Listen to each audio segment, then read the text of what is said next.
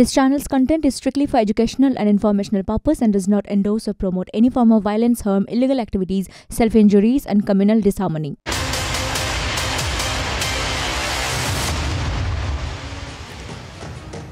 জি 24 ঘন্টায় স্পেশাল 24 নিয়ে আমি সব্যসাচী আপনাদের সঙ্গে।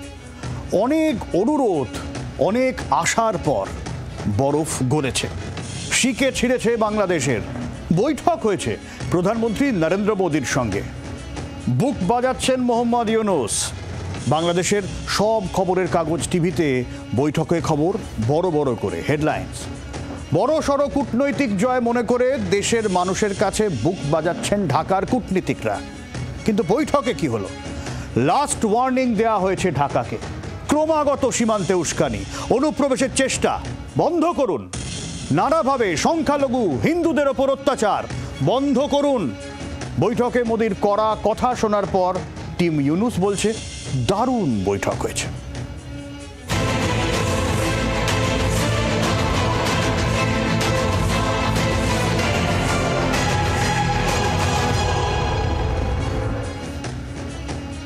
আজকের নয়, বেশ কয়েক মাস ধরে নাগারে আর্জি জানানো চলছিল, নাগারে অনুরোধ জানানো চলছিল।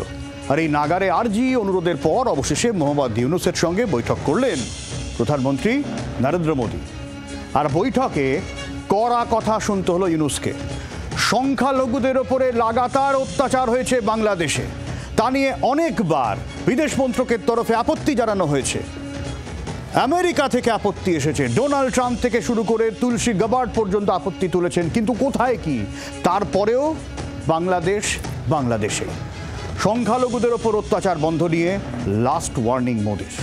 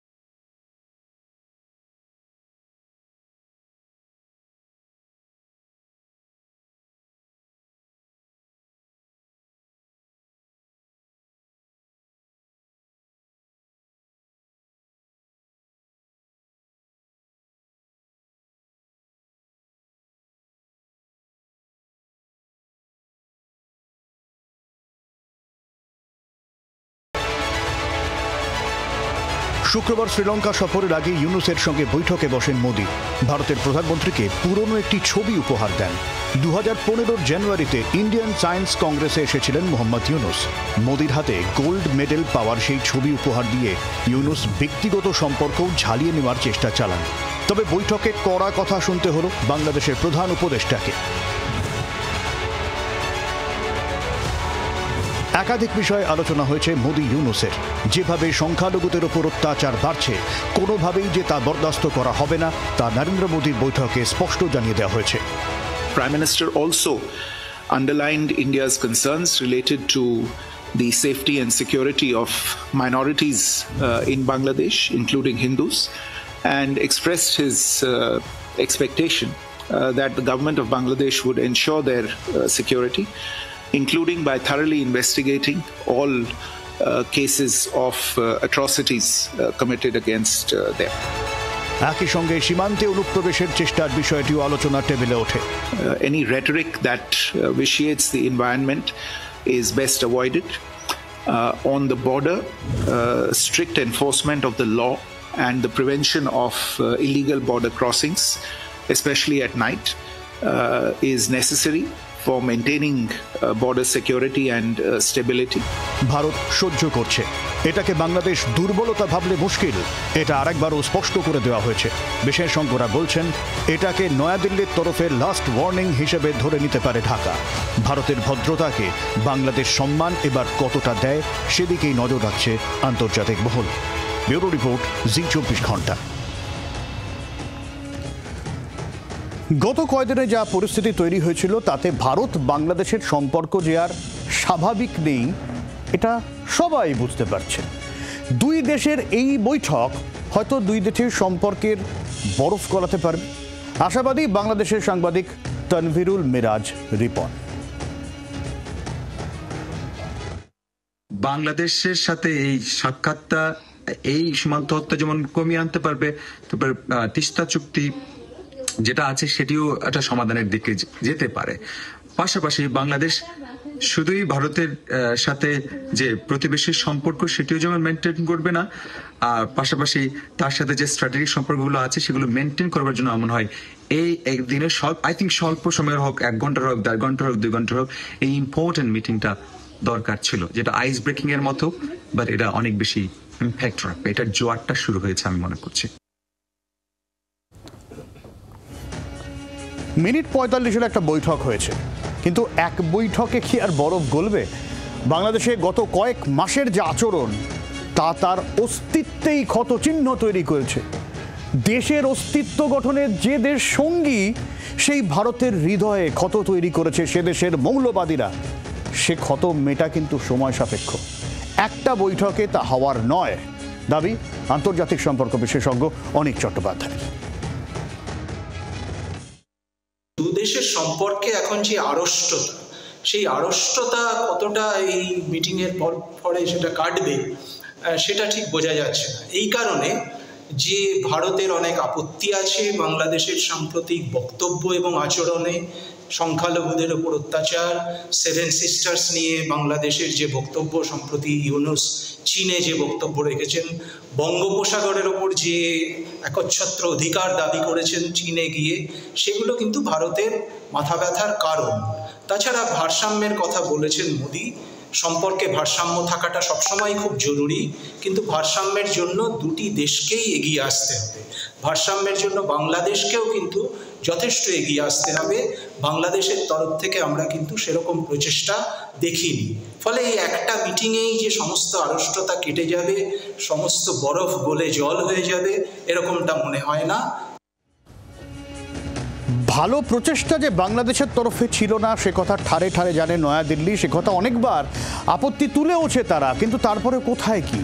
আর সেই কারণেই একেবারে শেষবারের মতন ইউনুসের কানে নরেন্দ্র মোদী দিয়ে এসছেন, এভাবে চলতে পারে না, এভাবে চলবে না, এভাবে চলে না, কারণ দেশটা বাঁচাতে হবে। যে দেশ মুক্তিযোদ্ধাদের কাঁধে ভর করে গড়ে উঠেছিল সেই দেশ কতগুলো কট্টরপন্থীদের হাতে বিকিয়ে যেতে পারে না।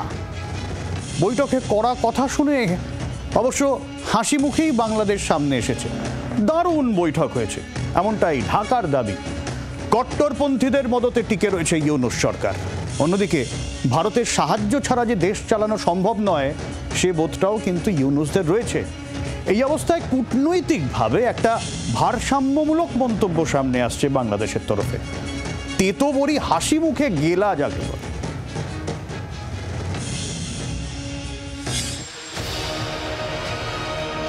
বেশ কিছুদিন ধরে টানাপোড়েন। পড়শি যে দেশের ওপর বাংলাদেশ সব থেকে বেশি নির্ভরশীল, সেই দেশের রাষ্ট্রপ্রধানের সঙ্গে যদি বৈঠক না হয়, যদি ভারত কোনো কড়া পদক্ষেপ নিয়ে ফেলে, এই আশঙ্কা ছিল ইউনুস আর তার টিমের অন্দরে। ভারতের খাবো আর ভারতেরই নিন্দা করব, এই পথ খুব বেশি দিন যে মসৃণ থাকবে না তা হাড়ে হাড়ে টের পাচ্ছিলেন উপদেষ্টারা। এই জায়গা থেকে বৈঠকের চেষ্টা আপ্রাণ চলেছে কূটনৈতিক স্তরে। অবশ্যই বাংলাদেশের এটা কূটনৈতিক সাফল্য। নয়াদিল্লিকে বৈঠকে রাজি করাতে পেরেছে তারা। অন্তত এই আশ্বাস তো একটা মিলল, আলোচনার রাস্তা এখনো খোলা। ভারত এখনই কড়া পদক্ষেপের পথে নেই। অনৈতিকভাবে নড়বড়ে দেশে এখনো চাল আসবে, গম আসবে, আসবে অন্যান্য পণ্য। না খেয়ে মরতে হবে না অন্তত। মোদির সঙ্গে ইউনুসের পুরনো ছবি দিয়ে হাওয়া হালকা করার চেষ্টা হয়েছিল। কূটনৈতিক সৌজন্য দেখিয়ে তার সাদরে গ্রহণও করেছেন মোদি। কিন্তু অফ ক্যামেরায় ইউনুস পেয়েছেন লাস্ট ওয়ার্নিং। ঢোক গিলে বাংলাদেশ এবার বলছে খুব ভালো বৈঠক হয়েছে।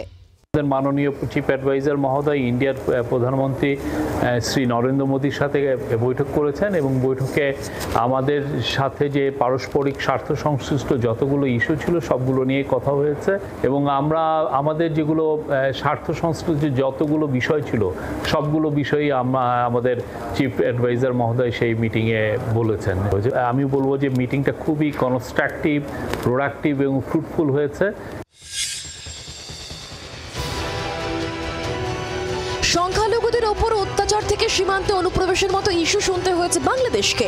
তারপরেও কট্টরপন্থীদের মন রাখতে কিছু কথা তো বলতেই হয়। শেখ হাসিনাকে কোনোভাবেই ইউনুস সরকার হাতে পাবে না, এটা জেনেও সেই ইস্যু সামনে আনা হয়েছে বলে দাবি করেছেন সে দেশের প্রেস সচিব। শেখ হাসিনার প্রত্যর্পণ বিষয়ে কথা হয়েছে। শেখ হাসিনা যে ওইখানে বসে অনেক ধরনের ইনসেন্ডিয়ারি কমেন্ট করছেন সেগুলোর বিষয়ে কথা হচ্ছে। তারপরে বর্ডার কিলিং নিয়ে কথা হয়েছে। তবে এসবের মধ্যে অবশ্যই চাওয়ার যা কিছু সেসব আছে। ভারতকে পাশ কাটিয়ে পাকিস্তান চীনের দিকে ঝুঁকলেও সুবিধে যে খুব একটা হবে না তা ভালোই টের পাচ্ছেন অর্থনীতিবিদ ইউনুস। তাই হাজারো নিন্দা রাগ দেখিয়েও ভারতের চাল গমই গিলতে হচ্ছে পড়শি দেশকে। তেস্তা নিয়ে চীনের সঙ্গে মৌস্বাক্ষর হয়েছে। তবে উচ্চ প্রবাহ থেকে জল না পেলে যে সবই বৃথা। শুকনো নদীতে ফুটবল খেলতে হবে সে বোধ রয়েছে টিম ইউনুসের। তাই নতুন করে জল চুক্তির আবদার সামনে রেখেছে তারা। গাঞ্জেস ওয়াটার ট্রিটিটা আপনি জানেন যে নতুন করে এটার এক্সপায়ার হয়েছে, নতুন করে ট্রিটিটা হওয়ার আবার কথা হচ্ছে এবং তিস্তা ওয়াটার এগুলো সবগুলো নিয়েই কথাবার্তা হয়েছে। বিমস্টেক সম্মেলনে গিয়েছিলেন ভারতের প্রধানমন্ত্রী, প্রধান উপদেষ্টা হিসেবে গিয়েছিলেন ইউনুসও। ভারতের রাষ্ট্রপ্রধান কোন জায়গায় তা টের পেয়েছেন ইউনুস।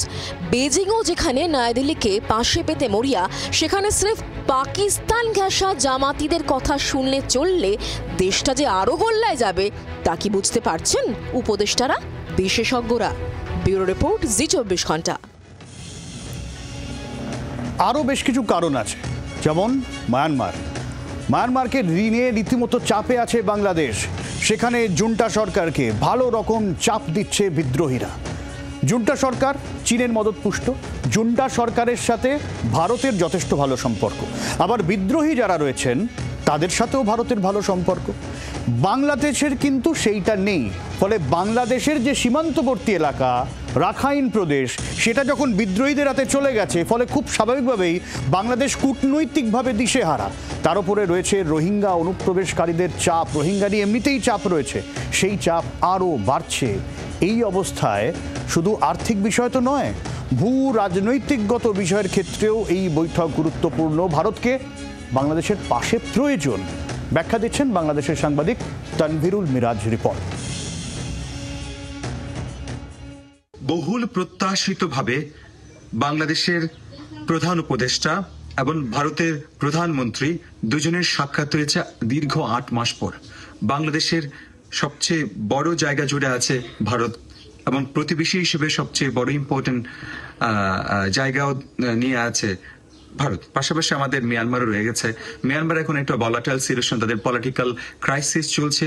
এখানে বিভিন্ন নন স্টেক হোল্ডাররা তাদের অধিকারের জন্য কাজ করছে এবং ফাইট করছে এবং গণতান্ত্রিক ব্যবস্থা পুনরুদ্ধারের জন্য মিয়ানমারের জনগণ অনেক বেশি কাজ করছে। সেহেতু মিয়ানমারের ভলাটাইল সিচুয়েশনে যেমন বাংলাদেশেরও কিছুটা সময়, বাংলাদেশ তো অনেক বেশি এফেক্টেড, বিশেষ করে রোহিঙ্গা ইস্যুর জন্য। পাশাপাশি ভারত তার বিভিন্ন ইকোনমিক্যাল জোনগুলোর কারণে ওখানে এফেক্টেড। সুতরাং ভারত বাংলাদেশের যে আন্ডারস্ট্যান্ডিং, সেটা শুধু বাণিজ্যিক দুই দেশের বাণিজ্যিক সম্পর্কের জন্য নয়, বরঞ্চ মিয়ানমারের বিভিন্ন বিষয়ে যখন তারা এফেক্টেড হচ্ছে সেগুলোতে কিভাবে তারা সমাধানের পথ খুঁজে পাবে সেই সূত্র তুলবার জন্য এই ধরনের সম্পর্ক খুবই ইম্পর্টেন্ট। তো আমি মনে করছি প্রফেসর ডক্টর মোহাম্মদ ইউনূসের সাথে নরেন্দ্র মোদীর এই সাক্ষাৎটা দীর্ঘ 8 মাস পরে হলো। শেখ হাসিনার সাথে যে সাক্ষাৎ বা সেই সম্পর্ক ছিল, অথবা অন্যান্য বিভিন্ন সময়ের যে বাংলাদেশের প্রধানের যে সাক্ষাৎ ছিল, সেটা হচ্ছে আমি মনে করি ইম্পর্টেন্ট এই অর্থে যে এটা সিনারিও এবং সময় বদলে গেছে, ক্যালেন্ডার বদলে গেছে। এখন বাংলাদেশকে রোহিঙ্গা ইস্যু সমাধানের জন্য যেমন এগোতে হবে, পাশাপাশি তার বে অফ বেঙ্গলে নিজেদের অবস্থানকে আরো স্পষ্ট করবার জন্যই আরো বেশি শক্তিশালী বা আরো বেশি প্রস্তুতি নিতে হবে। সেই জন্যই ভারত যেমন বাংলাদেশকে কোঅপারেট করতে পারবে এবং মিয়ানমারের বিভিন্ন ইস্যু সমাধানের ক্ষেত্রে দুই এফেক্টেড দেশ একত্রিত হয়ে কাজ করতে পারবে। এই জন্যই আমি মনে করছি এই সাক্ষাৎ খুবই ইম্পর্টেন্ট একটা মেসেজ ক্যারি করবে এবং এটার একটা ইম্প্যাক্ট খুবই পজিটিভলি হবে। কিন্তু বাংলাদেশ নিজেদের যে অবস্থান তা স্পষ্ট করবে কি করে বলুন তো? যেরকম সমস্যা আপনাদের বলি, চীনের সাথে ইউনুস দেখা করতে গেলেন, চীনে গেলেন, সেখানে একেবারে রেড কার্পেট দিয়ে চীন ফ্লাইটে করে ইউনুসকে নিয়ে গেলেন, জিনপিংয়ের সঙ্গে হাত পেলানোর ছবি, কত শত প্রশংসা সেখানে। কিন্তু তারপর ইউনুস সেখানে বসে কি বললেন? ইউনুস বলছেন দেশ নিয়ে নাও, দেশে ঘাঁটি করো, অর্থনৈতিক জোন তৈরি করো। নর্থ ইস্টের জুজু দেখাচ্ছেন, এই উত্তর পূর্বের জুজু দেখায় কারা? যারা মৌলবাদী কট্টরপন্থী। সেরকম সুর শোনা গেল ইউনুসের গলায়। বাংলাদেশের সব থেকে এই মুহূর্তে বড় মুশকিলটা হলো অযোগ্য, মৌলবাদী, লোভী শাসক দলেরা বসে আছেন মাথায়, যাদের কাছে দেশ পড়ে, ক্ষমতা দখল আগে। আর সেই ক্ষমতা দখলের লোভে চীনের কাছেও দেশ পিকোনোয় তাদের আপত্তি নেই। আর এই ক্ষমতার লোভে মাঝে মধ্যেই ভুলভাল মন্তব্য সামনে আসছে, যেরকম বলছিলাম ইউনুস কয়েকদিন আগেই করেছেন। পাল্টা অবশ্য বিদেশমন্ত্রীর ধমকে চুপ হয়েছে ঢাকা।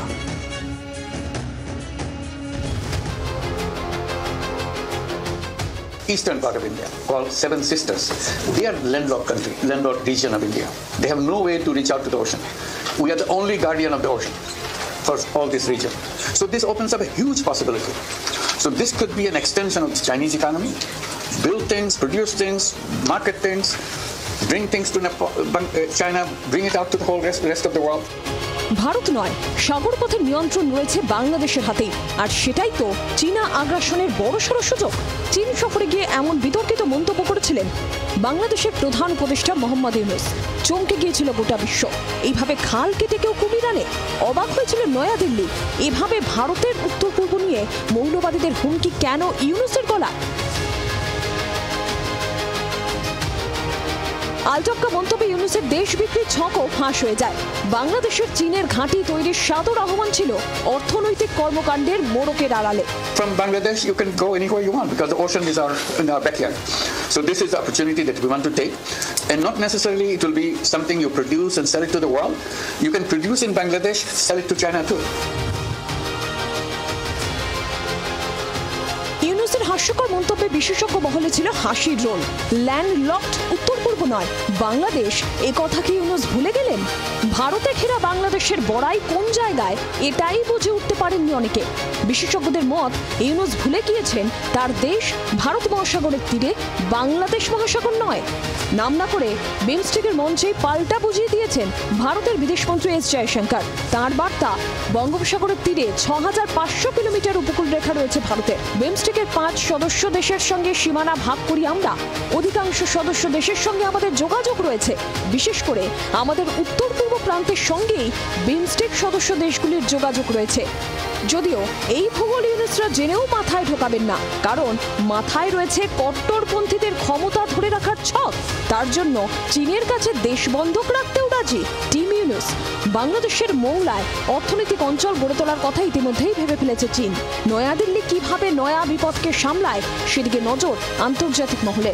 ব্যুরো রিপোর্ট, জি24 ঘন্টা। চীনের কাছে দেশ বিক্রি করতে যাচ্ছেন, আর এই দেশে, নিজের দেশে একের পর এক ঘটনা। বাংলাদেশের নাজিরাবাদ, এক বিশেষভাবে সক্ষম হিন্দু মহিলাকে ধর্ষণ করার অভিযোগ ওঠে।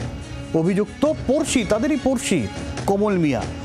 বাংলাদেশের সীতাকুণ্ডু চন্দ্রনাথ মন্দিরে হুজ্জুতি চালিয়েছে জামাতিরা। মন্দিরে আল্লাহু আকবার, নারায়ে তাকবীর স্লোগান। মাথায় রাখবেন, এই চন্দ্রনাথ মন্দির 51 সতীপীঠের মধ্যে একটি। দেবীর ডান হাত পড়েছিল সেখানে। এই জায়গা থেকেই উদ্বেগ জানিয়েছেন নরেন্দ্র মোদী। ইউনুসকে বলেছেন এসব বন্ধ করুন। বক্তব্য শোনাবো, তার আগে এই মন্দিরে কি কি স্লোগান উঠল সেই স্লোগান শোনাবো। যে স্লোগান একটি মন্দিরে তুলে ক্রমাগত উস্কানি দিয়েছে, সংখ্যালঘুদের অত্যাচার চলেছে, তাদের ধর্মীয় ভাবাবেগে আঘাতের অভিযোগ উঠেছে। এবং এই অভিযোগ উঠছে কার আমলে? মোহাম্মদ ইউনুসের উপদেষ্টা মণ্ডলী যারা বসে আছে তাদের আমলে।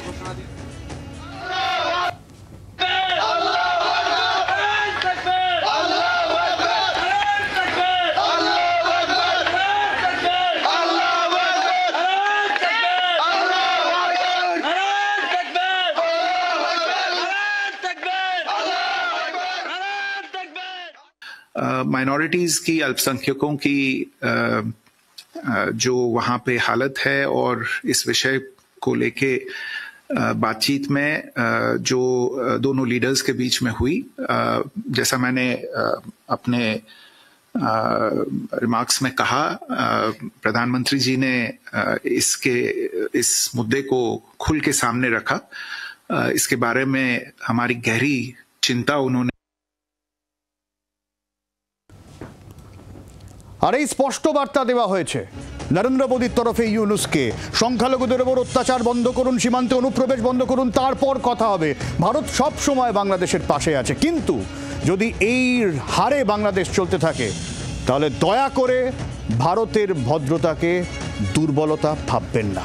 এটাই নরেন্দ্র মোদীর লাস্ট ওয়ার্নিং ঢাকাকে। বাংলার আওয়াজ, বাঙালির আবেগ, জি 24 ঘন্টা।